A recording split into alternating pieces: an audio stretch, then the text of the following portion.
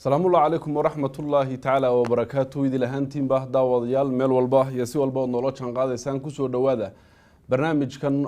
ورئيسي أنه كل يلان إنه مدحوينها دولة فدرالك الصومالية محمد عبد الله فرماجة أو كسو قيب قلي كلوينها مدحضة أفريكا كقب صومي مالمهن لصوردا في مقالة أديس أبابا مدن مدحويني كسو دو أنه قاعد كاغم هذا قينو فرصة قالية هدنا سيسي إنه ورئيسي يعني كاغا قادنو مقالة أديس أبابا شركة مدحيت كان ميدوغا أفريكا اللي كسو قيب قشاي صدني صدحات waxa halkudhagu ahaa aamusinta qoriga ajandahaas marka la eegana Soomaaliya oo kale meelaha colaadaha ay ka jiraan ay ka mid tahay maxaad kala kulantay madaxdii Afrikaankeedii iyo kuwii kale ee caalamka ka socday marka ku aadana ballanqaadaba oo ku aadan in wax leedan kala qabto colaada Soomaaliya iyo dhibaatada ka taagan bismillaahir rahmaanir rahiim horta waxaan rabaa inaan u mahadceliyo TV-ga Universal TV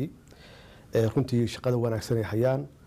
macluumaadka ay dadku gudbiyaan iyo wacyigelinta aad iyo aad ayaan runtii uga mahadcelinayaa su'aashaada markaan ka jawaabo kulankan waa kulan sanadeed ay isugu yimaadaan madaxda Afrika saa sheegtay sanadkan theme-ka wuxuu ahaa ama waxa laga hadlayo waxay ahayd sidii loo joojin lahaa wax alla wixii dagaal colaada ah ama xabad joojin ama in la aamusiyo wax alla wixii shanqar ah oo keeni karto xabadaha iyo wax lamid ah runtii wuxuu ahaa shir dhaxalgal ah oo wanaagsan oo very productive ah anaguna runtii waxaan ka qaadanay oo aan uga faa'iideysanay in Soomaaliya laga qaado cunaqabateynka bacdama anagu aan la dagaalano ama aan dagaal kula jirno argagixiso caalami ah oo international ah runtiina ay tahay hadda markii ugu dambeysay oo si toos ah oo xoog badan loo wajaho argagixisada Soomaaliya joogta maxaa yeelay waxa xaqiiqo ah hadii aanan la soo afjarin inay dhici karto inay dawladda dariska Soomaaliya ay runtii ay yimaadaan oo dhibaatooyinka abuuraan marka in nalaga qaado cunaqabateynka in haysta oo muddo dheerna haystay oo dalal Afrika qaarkood naftigoodana uu saaran yahay si aan ula dagaalano oo aan u helno qalabkan u baahannahay argagixisada Soomaaliya muddada dheer dibka ku haysay oo burburka iyo dhimashada abuurtay ama keentay wayahay aan u soo laabano isla inta aad joogtay magaalada Addis Ababa waxay soo wala gaaray sanad guuradii saddexaad tan inta xilkan qabatay madaxweynaha dawladda federaalka ee Soomaaliya saddexdaas sano ma isleedahay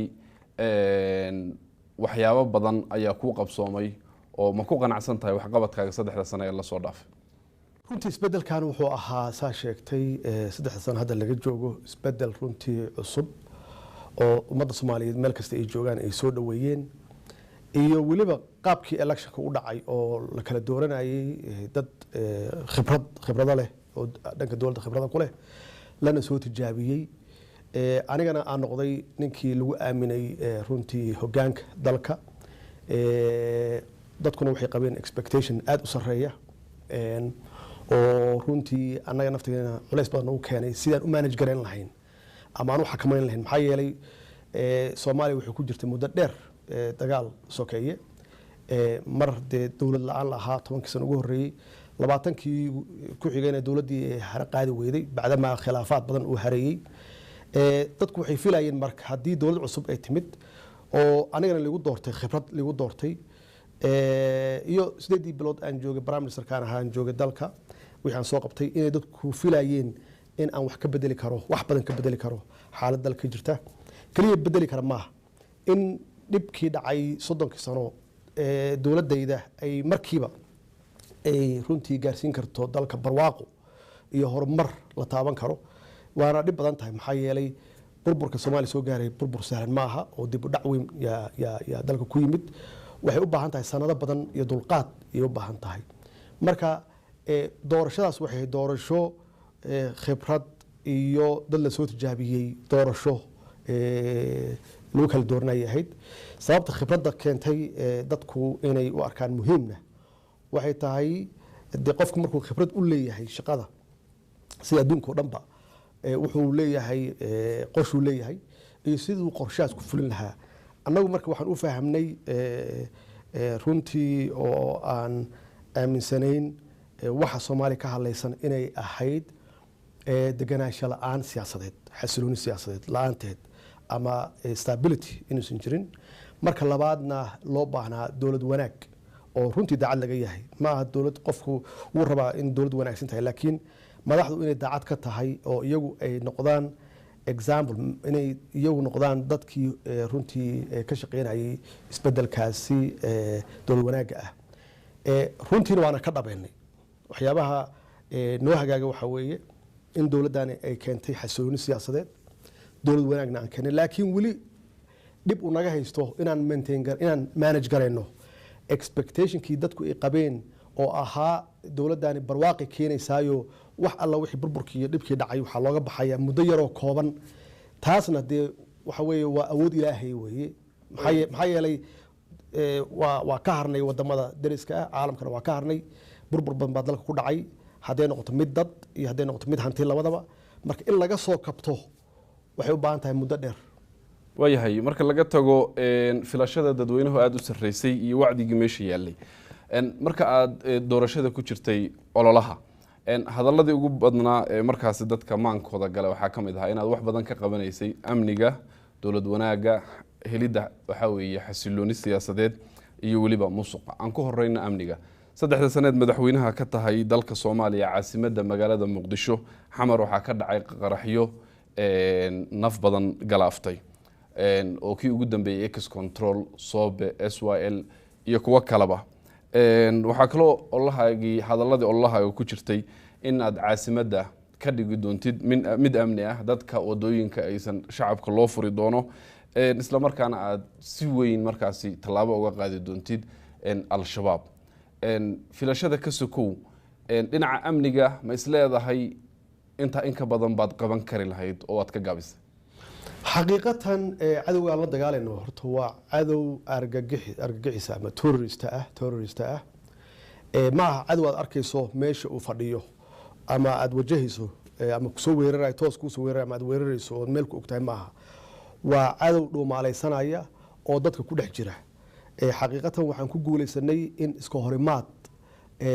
aysan dhicin ay uga hor yimaadaan ciidankeena geesiyaasha ah laakiin dhuumaalaysigoodu inuu keenay inay soo qariyaan qaraxyo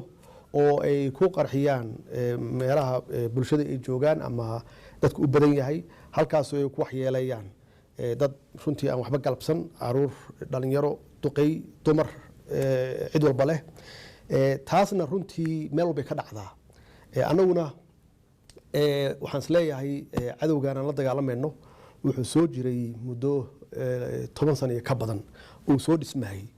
meesha aan ku leeyahay dalku wuxuu u baahnaa xasilooni siyaasadeed waxay ahayd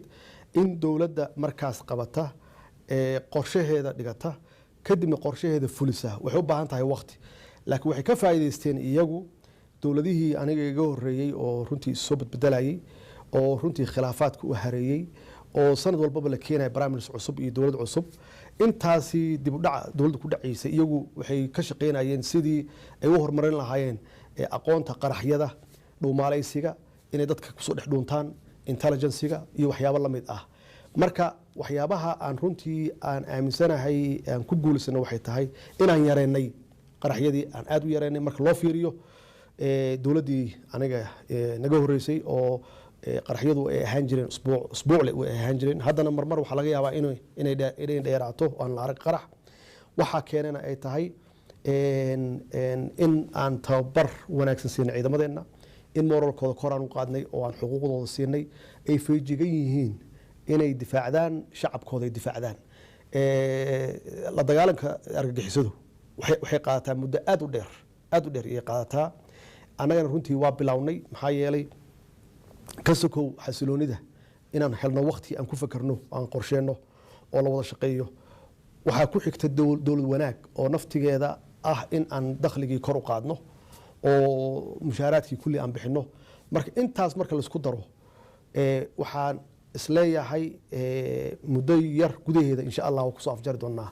cadowgan dadka dhibay hadalkaaga qaab dhismeedka dawliga uu sii jiray madaxdii iyo xukuumadaha unbaa isbedbedelayay haddii ay dhammaato in waqtigaaga uu dhammaado ood ka tagtid oo kale ama mar walba ma ma waxaad isleedahay ninkii yimaadaba eber buu kasoo bilaabayaa sida dhinaca amniga oo kale la dagaalanka ma weysan jirin qaab dhismeed jira oo kolba waxa weeye isbedelka yimaada uusan saameynin waa su-aal wanaagsan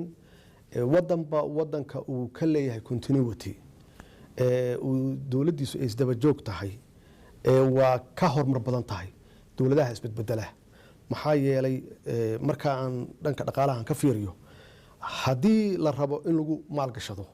waxaa la fiirinaya deganaanshaha dowladdaas inay tahay dowlad kula dhammaystiri karta mashaariicdii la bilaabay iyo shaqadii la bilaabay iyo dowlad heshiiskii la galay fulin karta laakiin haddii uu jiro isbedel joogto ah cid ku maalgashanaysa ma laha waxqabadku naftigiisa waa saa sheegtay waxaa laga yaabaa dadkii yimaada inay kow ka bilaabaan maxaa yeele wixii ma fahamsana markaan dib ugu noqdo dadku waxay dooranayeen khibrad sax bay ahayd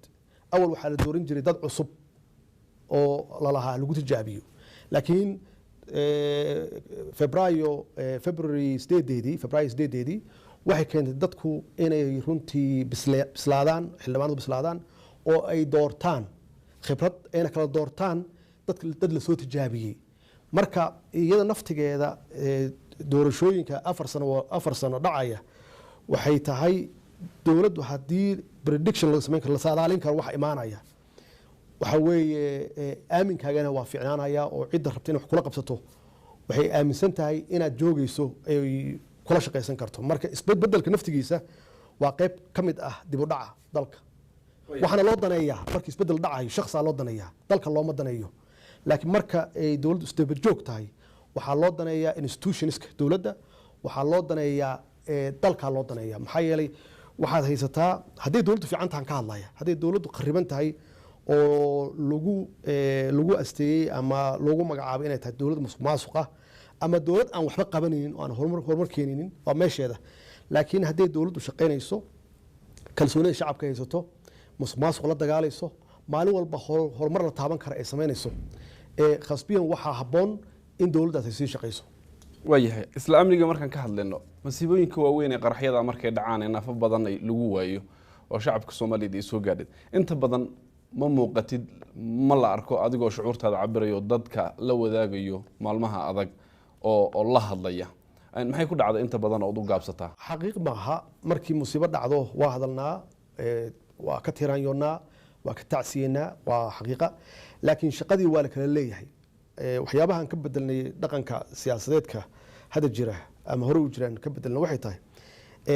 shaqooyinka waa la kala leeyahay waa in aad ku kalsoonaato dadkaas shaqada u dhiibatay waa in prime ministerku uu shaqadiisa qabsado aad ku kalsoon tahay waa in prime ministerku wasiirkiisa amniga uu shaqada qabsado uu ku kalsoon yahay waa in hay-adaha kale oo amniga ay shaqadooda qabsadaan laakiin haddii madaxweynuhu uu meel walba taagan yahay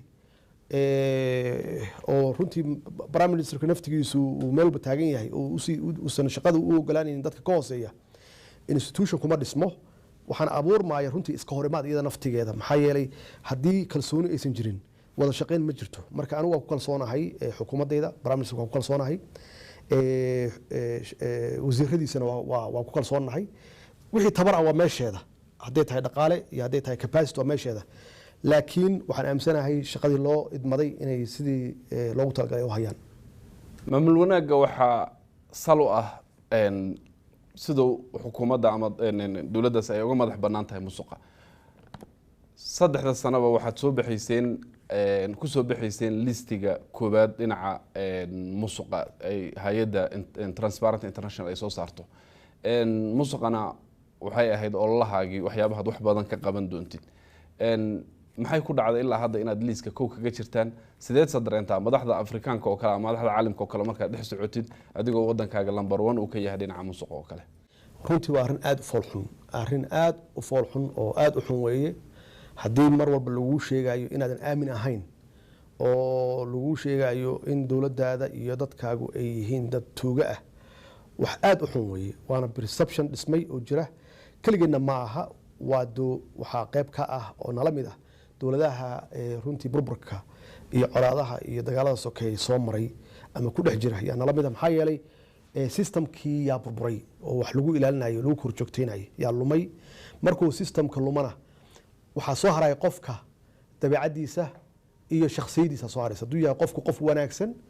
oo ama ilaahay ka baqaya ama runtii ceebsanaya waxaan waa iska ilaalin laakiin system celinaya ma jiro maxaa yeele systemkii baa weak ah ama aad u jilicsan marka anaguna runtii waa sidaa sheegtay waxay u baahan tahay waqti dheer saan kuu sheegay waa xasilooni in la helo oo lagu ogaado qofka xun iyo qofka fiican ma ogaan kartid haddii mar walba isbedel uu imaanayo maxaa yeele mar walba qof cusub baa la tijaabinaya haddaad xasiloonihaysanna dowlad wanaag kama shaqayn kartid marka runtii waa arin aad u fool xun oo magaceena runtii wax badan u dhimay nalagu sheegay anagoo islaan ah anagoo dhaqan fiican oo soomaali ah leh in nalagu sheego dad aad u xun inaan nahay aad ayay u xun tahay laakiin runtii wax badan ayaan ka bedelnay mudday qaadanaysaa dulqaadna waa loo baahan yahay inaan ka bedelno perceptionkaas jira inaan wax badan ka bedelno waxaan sameynay hadda inaan dakhligii aan kordhinay miisaaniyadeennii hadda sidaan markaan nimid aan laba jibaarnay waxay ahayd 200 milyan wax ka yar ayay ahayd haddana 400 iyo wax dheeraada ayaan hadda gaarsiinay labo waxaan xakameynay kharashaadka sidii loo bixin lahaa iyo qaabka lagu bixin lahaa inay tahay qaab budgetka ama miisaaniyadda ku jirta aysan ahayn qofka wuxuu ku riyoonayo ku soo kaco subaxdii wuxuu rabo ka sameynayo taasna runtii waxa ay noo suurto gashay in aan hay-adaha dowladda aan reform ku sameyno marka la fiiriyo dhanka amniga kow marka la fiiriyo oo aan xaqiijinay askariga ama sarkaalka inuu yahay sarkaal dhab ah ama askari dhab ah oo howlgallada diyaar u ah inuu galo uusan ahayn ghost soldier ama waxaan jirin oo number leh oo dad ay been ku qaataan waxaan keennay biometric oo la sameyn waayey 10 sano iyo wax ka badan yaan dhaqan gelinay waa runoo culays badan baa nooga yimid laakiin waa ku adkeennay in askari walba si uu xuquuqdiisa u helo inuu maro biometric oo la registareeyo oo loo sameeyo record ama file loo sameeyo annagu intaan iman ka hor hal askari oo file leh ma jirin oo meel loo raaca leh ma jirin ilaa failku waxa ku jira qofka informationkiisa ku jira masuulkiisa ku jira meesha uu ka yimid baa ku jirta waxa ku jira shahaadooyinkiisa ku jira dalacayntiisa ku jirta disciplinekiisa ku jira haddee dowlad dhan oo askartooda janan laga bilaabo ilaa askari ugu hooseeya aan lahayn gal file yaan ugu nimid annaga haddana runtii waa dhammaystirnay inaan gal file u sameyno oo askari walba uu xuquuqdiisa helo waxay keentay marka taasi in askartii iyo ciidamadii guud ahaan moralkooda kor u qaadno ay awood u yeeshaan inay wajahaan ama la dagaalamaan cadowga Soomaaliya muddada dheer soo dhibayay ama dhibaatada ku hayay haddana waxa muuqata runtii guulo iyo saarsaan fiican oo aan rajeynayno inaan dalka uga sifeeno shabaab insha Allah intaas waxa dheer mushaaraadka aan bixinay oo ku guulaysan 3 sano la soo dhaafay iyada naftigeeda waa qayb kamid ah la dagaalanka musuqmaasuqa iyo dawlad wanaag waana hor u dhicin 3 sano oo consecutive ah oo joogto ah horay uma dhicin oo la siiyo mushaaraadkooda ciidamada iyo shaqaalaha rayidka ah taasna waxa noo qiray iyada naftigeeda waxa noo qiray hay'adaha caalamiga ah ee dhaqaalaha yaa noo qiray in dawladdan ay tahay dawlad hufan oo la aamini karo taasaa waxay keentay marka in deen cafis u yimaado in aan rajo u yeelano in lacagna la amaahin karo ama deeqa aan heli karno aan dalkeenu ku horumarino runtii dalku meel fiican buu ku socdaa rajaduna waa fiicanta musuqa oo ah si khaldan u isticmaalka hantida dadweynaha marka laga tago reformyada aad samayseen waxa ugu badan lagu la dagaalamo waa mas'uuliyiinta oo kale in laga talaabo qaado ilaa hadda ma jiraan wax mas'uul ah oo dawladda ka tirsan oo musuq lagu helay lagu xidhay oo markaas lagu sharciga lagu mariyay su'aal wanaagsan weeye dawladdan anigu aan madaxweynaha ka ahay waa dawladda ugu horeysay oo horta qof musuqmaasuq loo xiro oo maxkamad loo geeyo oo lagu xukumo markii ugu horeysay fari kama qodna runtii waxay u baahan tahay waqti dheer iyo u baahan tahay maxaa yeelay waxaad u baahan tahay inaad system sadgarayso systemka aad diyaarinaysidna kaliya ma aha system dhaqaalaha lagu xakameeyo ku takrifalkiisa waxa weeye xeer ilaaliyaasha CID-da maxkamadaha waxa soo idil waxaan u baahan tahay waqti lagu dhiso institutions anagu runtii daacad waa naga tahay in dalka musuqmaasuqa aan ka tirtirno oo aan la dagaalano daacad waa naga tahay laakiin meesha waxaa taala tabar yaa jirta dadkii waxaa la rabaa in capacity-goodii iyo aqoontoodii la kobciyo waxaa loo baahan yahay wacyigoodii kor in loo qaado oo la tuso haddaadan ilaahay ka baqin waxaad aadaysaa xabsi. musuqmaasuq waa wax xun oo dadka wacyigoodii aan kor u qaadno, culammadu iyagoo naftooda qayb ka qaataan in hantida dadka ka dhexaysa isticmaalka shakhsi u isticmaalayo si aan wanaagsanayn oo ku tagrifala inay tahay dembiyada ilaahay uusan cafin oo qofku uu cadaab ku galo. maxaa yeelay qof markii aad shakhsi wax ka qaadato waa oran kartaa cafi, laakiin ummad aan dhalan, ummad indhala, ummad dhagala, ummad curyaamiina nooc walba leh aad ka qaadatay oo milyanis ah yaad weydiistaa cafis. marka runtii waxaasoo dhan waxay u baahan tahay wacyigelin dhan walbaba ah, dhankeenna iyo dhanka culummada iyo bulshada naftigooda inay fahmaan si dowlad wanaagsan oo horumarsan loo helo in hantida ummadda ka dhexaysa oo loogu talagalay in dalka wax lagu qabto aysan gelin shakhsi jeebkiisa. waayahay dhinaca kale aan u leexano,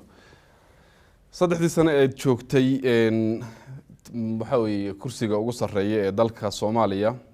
maamul goboleedyadii oo dhan waxaa muuqata inaad maamul goboleedyadii qaar inaad isku dhacdeen. waxaa hadda jirta in dowlad goboleedka Puntland ay maamulkeeda ku baaqeen in 15 bisha fooda inugu sahaysay March ay yeelanayaan shir ay ayahooda ka tashanayaan, yani xiriirka dowladda federaalka iyo dowlad goboleedkaasi Puntland. maxaad leedahay kala fogaanta way keenaysaa? horta xisaabta in lagu daraa la rabaa. dalku muddo dheer iyo dib ku jiray, dalku waa kala furtay, dadku waa kala irdhoobeen. annagoo sidaas ah yaa waxaa la keenay systemkan federaalka ah oo dastuuri ah oo aan u wada dhaaranay. aqoon badanna dadku uma laha, mana fahamsana waxa uu federaal yahay. marka taas horta nafteedu waa cilad faham la-aanta waxa federaalku yahay. labo, dowlad goboleedyada soo qaaday ma aha cilad dowladdan kaliya haysata, waa cilad soo taxnayd oo caqabada soo taxnaa oo aniga iga horeeya weeye. waxaana qayb ka ah may laga yaabo qaab dhismeedkii lagu dhisay inay ahayd oo inta badan dowlada shisheeye ay gacmo ku lahaayeen ama saameyn ku lahaayeen. taas waxay keentay marka dowlad goboleedyadii inay u arkaan inay yihiin dad madax bannaan oo ka madax bannaan dowladdii dhexe ama dowladdii federaal ka madax bannaan, bacdamaa xiriirye la leeyihiin shisheeyahaasna runtii uu naga dhexeeyo tartan iyo siyaalo kale aan dhibaato noo dhex mari karto. marka waxay ka noqdeen qaar ka mid ah dowlad goboleedyadaas qayb isfaham la-aanta dowlada shisheeye naga dhexeeya inay qayb ka noqdaan oo naloo soo isticmaalo. markii la waayey in dowladda dhexdeedii ama dowladda federaalkii laga waayey caqabado iyo iska horimaad iyo khilaaf laga waayey, in iyagii naloo soo dhex maro oo naloo adeegsado dowladaha shisheeye oo aan ishayno. nasiib daro wayna dhacday, dhowr jeer iyo dhacday. aniga keligeena ma aha dowladdan wax dhib haysta keliya ma aha, waa wax naga horeeye weeye. oo maalan doorashadii hadda hore ee lasoo dhaafay in qaarkood looga yeeray dowlada shisheeye looga yeeray oo dhaqaal lagu soo siiyey inay soo saaraan dad gaar ah soo saaraan oo ahayd wax muuqda oo aan qarsoodi ahayn. anigu markaan imid khilaafkii ka dhex dhacay dowladaha khaliijka annaga dhexdhexaadkan ka noqonay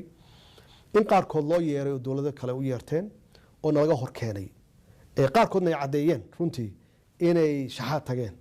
oo dhaqaale raadsadeen. markay yimaadeen problemi ee nagu bilaabatay ay samaysteen maxaan ku raahdaa urur gaar ah ay uga hor imaanayaan ama ay ku curyaaminayaan habsami u socodka dowladnimadeena iyo federal systemka. wayna caddeed, wax kalena ma aha,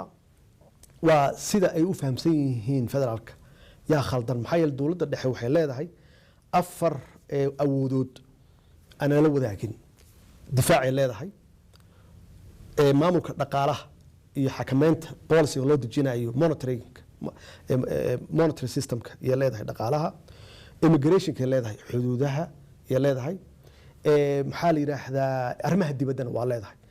marka iyaguna intaas iyay runtii toos ay maxaan ku raahdaa u faragashadaan oo uga shaqeeyaan. qaarkood xitaa waxaa la lahaa lacagahay daabacdaan yaa la lahaa. qaarkood dowladaha shisheeye aadaan oo runtii u tagaan oo heshiisya lasoo saxiixdaan ama soo arkaan oo kala soo hadlaan arrimaha dowlad goboleedyada iyo dowladahaas kale inkastoo aan ka shaqeynay inaan xakameyno oo aan soo afjarno weli faragelintii way jirtaa oo waana loo soo isticmaalaa oo waa lagu dhex jira aad baa lagu dhex jiraa hadda arrinta Puntland oo kale waxaa sii xumaysay go'aanka waxa weeye wasaaradda waxbarashada ee dowladda ay ka qaadatay shahaadooyinka imtixaanka dugsiyada imtixaanka shahaadiga ma isleedahay xurguf siyaasadeed oo u dhaxaysa mas'uuliyiin ayay waxay ku waayayaan mustaqbalkii ardada reer Puntland oo adiga aad madaxweynaha xataa u tahay waa su'aal wanaagsan walaalkay Saciidani madaxweynaha Puntland dhowr jeer ayaan cazumay oo aan xamar ku cazumay oo aan ku yiri walaal waxna dul marin bal mar nagu soo deg oo noo imow aan wada fariisano aan ka wada hadalno runtii guud ahaan xaaladaha dalka ka jira ay ka mid tahay arrintaas ilaa haddana uma suurtoobin oo weli wuxuu ku jiraa safarro dowladahaas dariska ah ama meelo fog waxaan jeclaan lahaa inuu noo yimaado oo aan wada fariisano anuu 2 jeer baan tegey maxaan ku raahdaa Puntland tegey runtii dadkana intuu joogay 2 jeer baan tegey dadkuna si sharaf leh oo wanaagsan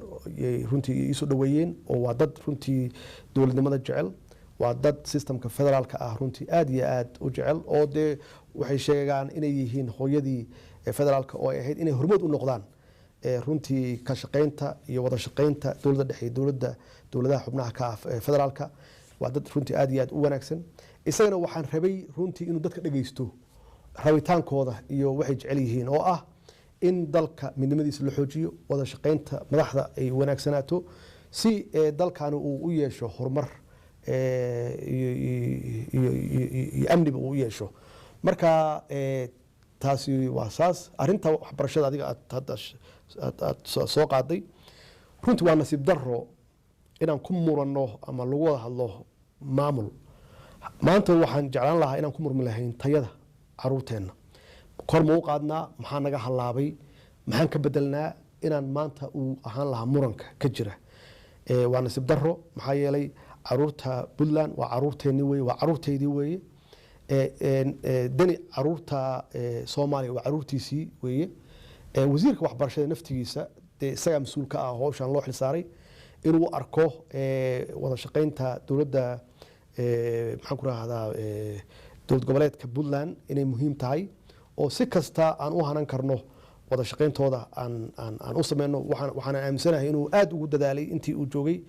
inuu soo dhaweeyo uu la shaqeeyo wasiirka waxbarashada ee Puntland marka waxa loo socdana waxay tahay quality waxbarashada in kor loo qaado tayada waxbarashada in kor loo qaado meeshaas oo meesha loo socdo oo loo sameeyo standard halbeeg loo sameeyo lagu ogaado iskuulkee failure ah iskuulkee fashilmay macallimiintee weeye macallimiinta aan waxba dhigayn hadduusan halbeeg uusan jirin ama standard uusan jirin lama ogaan karo iskuulada hadlaysan laakiin hadduu standard jiro adduunkana waa jiraa maraykanku ka jiraa regional exam ayaa la yidhaahdaa adduunka dhan waa jiraa halbeeg la ogaado iyadoo dee dowlad goboleedku ay imtixaanadooda hadday rabaan ay wataan yaa waxaa jira mid la ogaado standard ah tacliinta guud ahaan dalka meesha u marayo gobolkee liita iskuulkee liita systemkee liita si kor loogu qaado waxaan ka hadlayna waxay tahay caruurteena waxbarashadooda in tayadooda inaan kordhino si ay ula tartamaan ardada kale ee caalamka ah oo marka shahaadadeen la arko la yiraahdo shahaadadani shahaadada ugu sareysa way waxbarashada dugsiyada sare in la yiraahdo waxaan ku xaqiijin karnaa wada shaqeyn ka sokow inaan abuurno standard halbeeg inaan abuurno halbeegaasna aan ogaano xagee wax ka halisan yihiin waayahay aan u soo laabano haddana dhinaca Jubbaland xiriirkiina waayadan dambe ma fiicnayn aad buu si xumaanayay waxaad cunaqabatayseen oo jarteen duulimaadkii Jubbaland haddana waxbarashadii Puntland waatan aan ka hadlaynay Jubbaland oo kale ciidamo ayaa la geeyay gobolka Gado ciidamadaas waxay dadku arkaan in gobollo iyo deegaano nabad ah ay dowladda federaalka ku duushay iyadoo markaas xal u helila oo sugila nabadda wadada gobolka Banaadir ama Jowhar iyo Afgooyo oo kale wadadeedii oo wali amni aan ahayn in Gado la tago dad badan waxay arkaan faragelin iyo duulaan ku socota maamulka Jubbaland arrintaas maxaad kaga jawaabaysaa runtii waana sibdaro waa waxyaabaha aan rabno inaan bedelno perceptionka ah fahamka siyaasadda inaan bedelno ama habdhaqanka siyaasadda inaan bedelno oo loo arko dowladda federaalka inay tahay dowlad ka baxsan foreigner in loo arko dowlad shisheeye in loo arko habdhaqankii jira wuxuu ahaa dowladihii dariska ahaa yaa runtii saameyn ku lahaa dalka Jubbaland markaad tiraahdo iyo meelo badanba markay soo galaan dowladaha dariskana waa okay waa wax wanaagsan markii dowladda federaalka ahayd oo mas'uulka ka ahayd ay tiraahdo xuduudaha yani ilaalinayna amnigiis waxa soo galaya wax baxaya waxa way faragelin bay sameysay waa dhaqanka aan rabno inaan bedelno dowladda federaalka iyada ka mas'uul xuduudaha waana wax dastuuri ah waa dhab in awoodeena aysan marmarka qaarkood aysan gaaraynin waa laga yaabaa laakiin waa inaan isku dayno in xuduudaha dalka laga soo galayo bari iyo badba in dowladda federaalka bacdama ay tahay iyada awoodaheedii qayb ka mid ay tahay inaan ilaalino iyo inaan bedelno perceptionka ah Kenya haddii fargelin lagu samayso waa okay dhib ma laha Kenya maxaa ka galay Jubbaland iyadu maxaa ka galay Kenya shaqo kuma laha Jubbaland shaqo kuma laha fargelin kuma samayn karto waxa naga dhaxeeya arin badda naga dhaxeeya arintaas badda ahna runtii meel kasta u maraysaa sidii ay saameyn ugu yeelan lahayd ama leverage ugu yeelan lahayd Jubbaland anagana ma dooneyno Jubbaland inay u ekaato wax runtii nolo isticmaalo dhibaatada Soomaaliya loo isticmaalo ma ogolaanayno cidii ka shaqeynaya ama facilitate garanayana waxaan u aqoonsanaynaa inuu yahay qof aan ka shaqeynin danta Soomaaliya aan ka shaqeynin marka annagu waxaan u taaganahay oo naloo dhaariyay difaaca dalka naloo dhaariyay ma ogolin shisheeye faragelin shisheeye ma ogolin annaguna ma faragelinayno arrimahooda annagu Kenya ma faragelinayno Ethiopia ma faragelinayno Djibouti ma faragelinayno iyo wadamada kale oo ma faragelinayno oo mana doonayno inay noo arkaan inaan runtii aan ku sameynayno faragelinta noocan oo kale mana aqbalayno in loo isticmaalo dowlad goboleedyadeena aan ognahay qaarkood in dibadaha laga soo dhistay oo igad loo soo xil saartay dhismahoodii ma garatay in ay noqdaan caqabad lagu dhibo dowladda dhexe habsocodka iyo horumarkeeda iyo mustaqbalkeeda lagu carqaladeeyo ma ogolaanayno dowlad goboleedyada aan raalliga ka ahaynana xiriirka wanaagsan idan la yeelanin inaad go'doomisaan mararka qaarkoodna aad ku duushaan waxa madaxdii qaranka oo kale socdaaladooda oo kale inaad xanibtaan ficilada noocaas oo kale markii la eego madaxweyne ma wada un muuqanaynin nin awoodda isku soo koobayo oo la soo baxaya waxa weeye dhaqamadii waxa weeye keligii taliska oo kale fiiri meesha wax ka xalisin waa meeshaas waay meesha wax ka xalisin waxay tahay waxaan la fahamsanayn systemka aan haysano oo federaalka la aaminsaneyn dadka hadalladaas ku hadlaya waa meesha annaga aan ka soo galnay siyaasadda oo aan dhiig joojinta ka sameynay inaan bedelno faragelinta shisheeye oo aan soo celino sharafka iyo karaamada dowladda Soomaaliyeed iyo ummadda Soomaaliyeed dalkan Soomaaliya meesha ay joogto kuma gaarin iyada dhexdeeda khilaafaad kaliya ka yimid ma ahayn waxay ahayd wax designed ah qorshaysan oo dibadaha uga yimid Soomaaliya inaysan xana qaadin inaysan socon waxaana loo soo adeegsaday iyada dhexdooda la soo adeegsaday awal waxa la soo adeegsan jiray prime ministerka iyo madaxweynaha iyo prime ministerka la soo adeegsan jiray oo mar walba laga abuuri jiray khilaafaad anagu waa fahmnay khibradeena waxayna fahamsiisay in dowladda dhexe ay isku duubnaato meelna aan laga soo gelin si dalkaani uu u hana qaado uu u socdo oo aan uga leexno jidadkii hore loo qaadi jiray oo khaldanaa markii taas aan ku guuleysanay yaa waxa nalooga dhigay caqabad dowlad goboleedyadii caqabad nalooga dhigay qaarkood nalooga dhigay marka laga hadlayo dowlad goboleedyada runtii in la isku qaada maaha kulligood waxaan ka hadlayna waxa weeye waa hal way laga yaabaa haddii u badato waa laba laga yaabaa inkastoo dee weli Jubbaland ay muran taagan tahay oo electionkii dhacay annagu aan aqoonsan aanan waxba kama jiraan way marka macquul ma aha in la yiraahdo dowladda dhexe waa inay maxaan ku raahdaa siyaasadeedu ay xaliso problemyada dhan wax dhici kara maaha way jiraysaa hal ama labo ka arki duwan waa jiraysaa oo adduunka ka jirtaa halka ka jirtaa Ethiopia ka jirtaa kenya ka jirtaa maraykanka hadda aad arkaysaan impeachmentiga ka socda waxaan arkaynaa hadda ingiriiska wixii ka socday way imaanaysaa kala aragti duwanaansho dhanka siyaasadda ah laakiin macnaheeda ma aha burbur ma aha iyo in loo arko in la kala tagayo ma aha arrinta adiga aad sheegtay marka oo annaga ku shaqeyno hadda adiga aad afkaaga ka dhawaajisay annaga waxaan ku shaqeynaa waxa dastuurka waafaqsan oo ah madaxweynuhu waa head of state waa liidarkii dalka weeye wuxuu u xil saartay arrimaha fulinta ra-iisul wasaaraha iyo xukuumadda waxaan ku siiyey awood yaan ku siiyey sidii haddee sida la ogyahayna dowladihii iga horreeyey waa muuqatay runtii in faragelin badan iyo dhib badan ay ka jiraan xafiiska madaxweynaha iyo xukuumadda ay ka jiraan taasi hadda 3 sano lasoo dhaafay taasi ma jirto oo waxaan u siiyey xukuumadda awood buuxda inay hawshooda qabsadaan taas waxay caddaynaysaa marka inaan u dhaqaaqnay dhankii dimuqraadiyadda marka kala talis maaha dhankii dimuqraadiyadda ilaalinta dastuurka iyo sharciga cid walba inay hawsheeda qabsato aniguse aan gadaal ka taagnaado aan talada bixiyo wixii khaldanna aan saxo waxaa soo hartay arrimaha dowlad goboleedyada waxaan nagu socday muddo dheer fargelin haddana waa nagu socotaa dowladaha dariska qaarkood waxay nagu hayaan kenya ay kow ka tahay fargelin iyo nagu haysaa taasi shaki kuma jiro oo waxay rabtaa leverage inay ku yeelto soomaaliya ha ahaato arrimaha badda xuduudda badda aan isku haysano oo hadda maxkamadda taalla warqadaan u qornay aan leenahay naga joojiya fargelinta aad nagu haysaan etoobiya waxaa naga dhexeeya wada shaqayn fiican oo waxay joojisay dhaqankeedii hore oo ahayd inay u yeerato dowlad goboleedyada inay la shirto inay kala macaamisho waxyaabihii annaga nagala macaamil lahayd oo way joojisay xaqiiqatan kenyana waxaan runtii aan faraynaa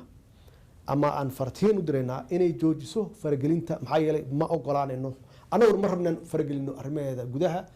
iyaduna arrimaha jubbaland iyo arrimaha soomaaliyana ma ka ogolaanayno inay farageliso waxaan rabnaa inaan yeelano calaaqaad ku dhisan is-ixtiraam iyo wada shaqayn laakiin iysan ma ogolaanayno inay noqoto hal dhinac oo keliya marka waxaan diidnay wax kale meeshan ma yaalaan waxaan diidnay inaan ku shaqeyno wax ka baxsan dastuurka yaan diidnay dowlad goboleedku wuxuu siinayaa awood yuu siinaya oo iyagu ay leeyihiin dowladda dhexeena waxay leedahay awood gaaray leedahay waxaa jira awoodo noo dhexeeya aan wada leenahay xuduudaha annagaa iskale hadday tahay cirka hadday tahay dhulka wax una qabateen la yidhahda ma jiraan waa inaan ogaano waxa soo galaya dalkeena soo galaya inaan ogaano oo meeshii immigration u joogo haddii marka maamulkii uu yidhahdo immigrationka ma rabo ma soo galayaan oo ma imaanayaan wixii dowladdu ay lahaydna ma ogolaanayno oo waa iska celinaynaa khasbiyan marka waa inaan helno some mechanism qaab farsamo inaan helno aan ku xaqiiqsano waxa soo galaya iyo wax ka baxaya inaan ogaano dowladdani runtii waxay ka shaqaysay inay soo celiso sharafka iyo karaamada ummadda soomaaliyeed iyo ka shaqaysay waxaan horumarinay wada shaqaynta dowladaha shisheeye aan leenahay waa jiri karaan dowladda dee aanan runtii wada shaqayn fiican in naga dhexin waa jiri karaan ay kenya ka mid tahay waayahay dowlad goboleedyadii aan waxa weeye idin hoggaansamin oo kale hadda jubbaland oo kale doorashadii maamulka halka ka jira ma aqoonsanidin halkan wuxuu noqonayaa in ciidan la dulgeeyo oo la weeraro haddii wax kale la waayo arrimaha xuduudaha aad sheegtay waxay ahayd arrimahan ka soo daahnay ay ahayd dowladda dhexe inay qabato maxaa yeelay waa meesha wax ka soo galayaan iyo meesha wax ka baxayaan wey waana wax runtii dastuuriyan ah waa awoodaha dowladda federaalka ee leedahay ma aha wax cusub aan ku dayana ma aha marka waxaa loo baahan yahay in la fahmo arinta jubbaland waa arin qadiyad bad ah wey fiiri in la fahmaa la rabaa iyo inay dowladda kenya ay soomaaliya ku yeelato leverage wax la yidhaahdo saameyn inay ku yeelato markii ay hesho meel ay naga gacmo maroojiso inaan idhaahno waayahay arrimaha badda aan ka wada hadalno taasna aniga ma aha wax awooddeed aan leeyahay baddaas iyo khayraadka ku jira waxaa iska leh ilmo soomaaliyeed oo aan hadda dhalan yaa leh anigu cidna ma siin karo cidna kalama xaali karo arrintaas maxkamaday taallaa maxkamadaas yaan ku go-naa wixii ka soo baxa kenyana uma isticmaali karto arrimaha badda arrimo siyaasadeed ee gudaha waana taasna waa runtii waa wax nasiib darro ah. waayahay doorasho ayaa dalka ka dhici doonto doorasho hal qof iyo hal cod ah sanad ayaa idin dhiman waxaad ku soo moodeen adiga iyo xukuumaddaada iyo ra-iisul wasaarahaaga inaad soo wada shaqayseen oo xasilooni siyaasadeed inaad gaadheen doorashadan adi ahaan mise soo sharaxi doontaa xagga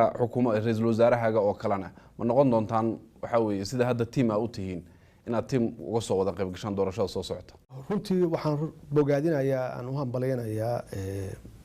aqalka labada aqal golaha shacabka iyo aqalka sare sida ay usoo ansixiyeen ama ay usoo gudbiyeen sharcigan. runtii sharcigan waa sharci taariikhi ah oo ka muddo 50 sano ka badan ay ahayd markii ugu horeysay noqon doonto markii ugu horeysay shacabka Soomaaliyeed ay u dareeraan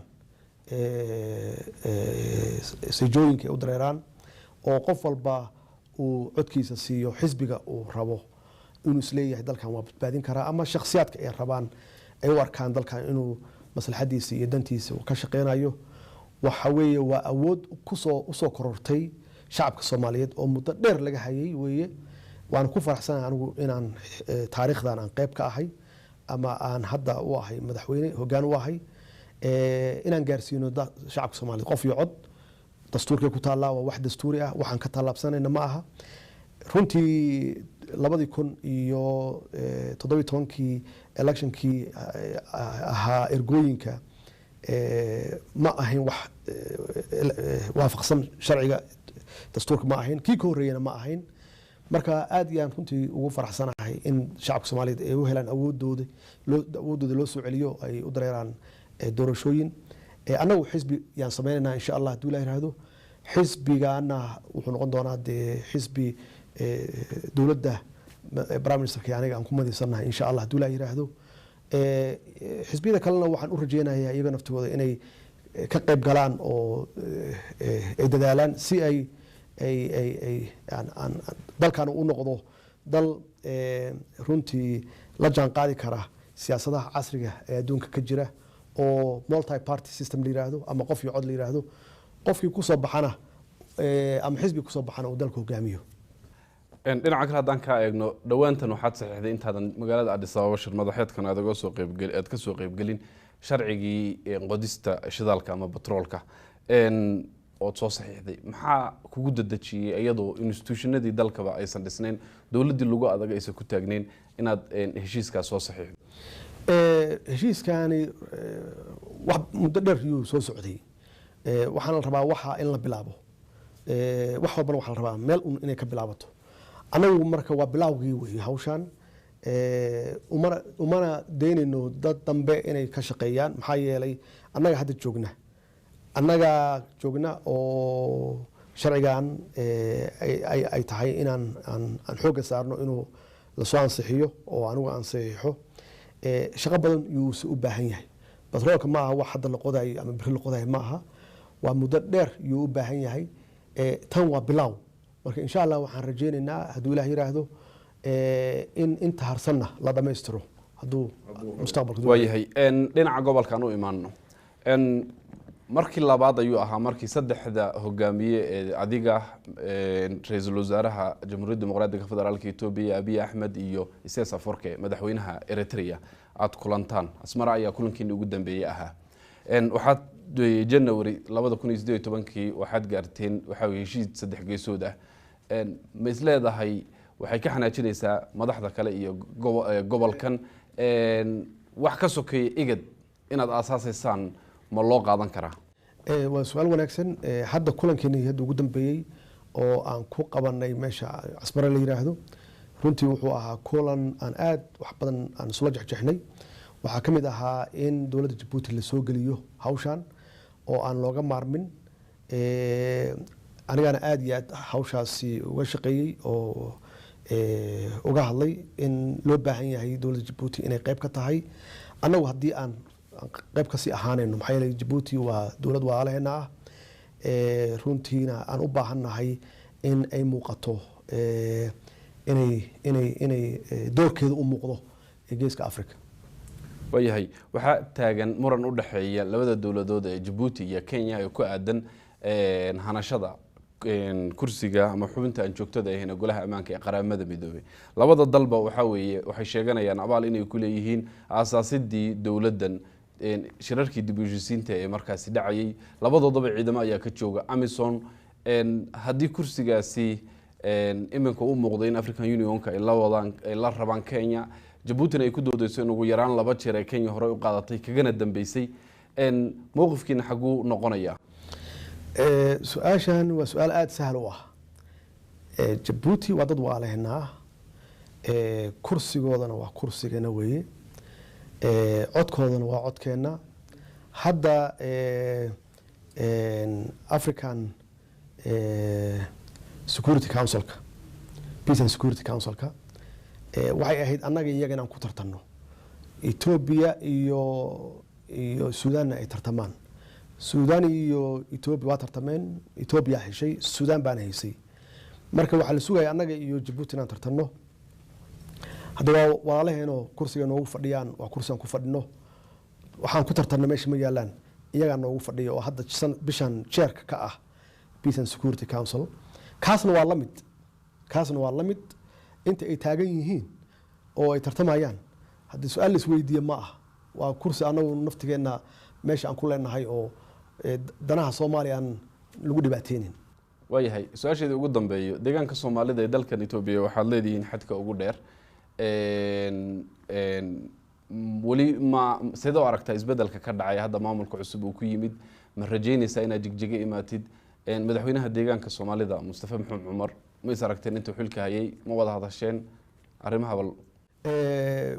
Mustafa waa wada hadalnay waan is aragnay intuu xilka hayay runtii shaqo fiicanna waa hayaa oo runtii isu soo dhaweynaya Ethiopia iyo Soomaaliya isu soo dhaweynaya toos wada shaqeyn nooga dhaxayso oo waxa toos nooga dhaxaysa wada shaqeyn dawladda federaalka ah halkan asaba ka talisa laakiin waxaan aaminsanahay runtii inuu ka shaqeynayo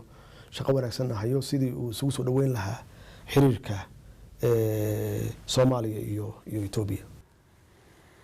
aad buu mahadsan yahay madaxweyne Maxamed Cabdullaahi Farmaajo madaxweynaha dawladda federaalka Soomaaliya oo fursad noo siiyay inaan wareysiga nooga qaadno magaalada Addis Ababa ee xarunta Jamhuuriyadda Dimuqraadiga Federaalka Itoobiya intaan wareysi ama barnaamijkan lamid isaga imaan doono waa Ismaaciil Ibrahim Buurgaaba iyo bahda Universal TV ee dalkan Itoobiya oo gabi ahaan baydan leh kulanti dambe oo xiiso leh